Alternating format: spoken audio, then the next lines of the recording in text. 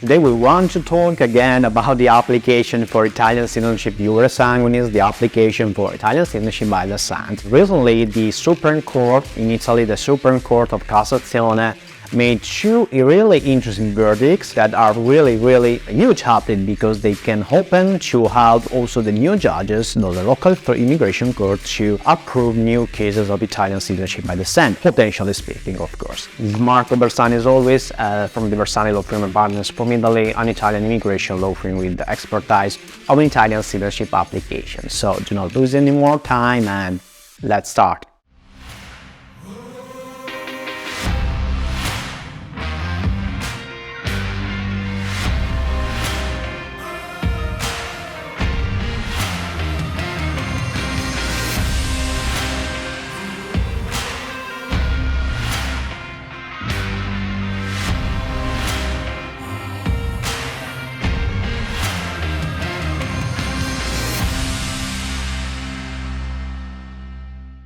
I don't want to talk really in depth about the techniques of the verdicts, of the sentences, and all the legal techniques. I want to summarize a little bit to you how these kind of updates may be important for your future application for citizenship by descent, at least through the court, and also through the consulate, why not? So what happened exactly? The Supreme Court of Cassazione in Italy is the highest level of court. For example, just to better understand, you have the tribunals as a first attempt to file a judicial process, a lawsuit. Then you have the Court of Appeal if you want to appeal the tribunal decision. And then at the end, the highest level is the Supreme Court of Cassazione. So you may understand that Supreme Court of Cassazione, what the Supreme Court of Cassazione said is really important when there is a new important verdict sentenced by the Court of Cassazione.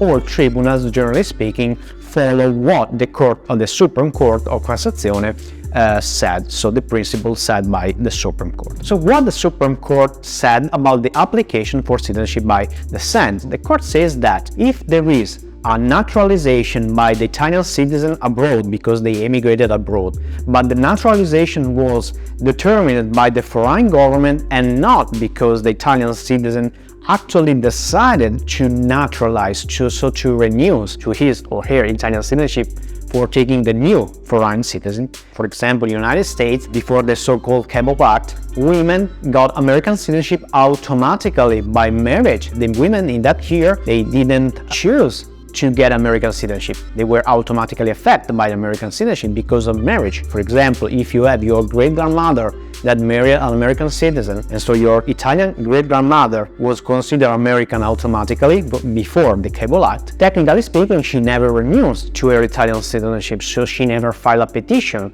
she never took an oath of allegiance. So technically there is no naturalization. By the Italian perspective, she never renews to her Italian citizenship, so you can have a good case, an eligible case. The Italian citizenship is regulated by the Italian law, and by the Italian law, in the moment you have your right of Italian citizen by birth, so by Jure Sanguinis, from the moment you are born from an Italian citizen, or you are born Italian because you are born in Italy, in that moment you have a right also if you want to renew your right, so you need to expressly renew to your right. So if there are some situations, some external situations that change your citizenship, but situations that are external from your will, then those situations, generally speaking, are not relevant from the Italian perspective. So you, technically speaking, you didn't lose your Italian citizenship, and so you can pass. That's why it's relevant. Italian ancestor can pass Italian citizenship to all the ascendant up to you. So you can claim actually your Italian citizenship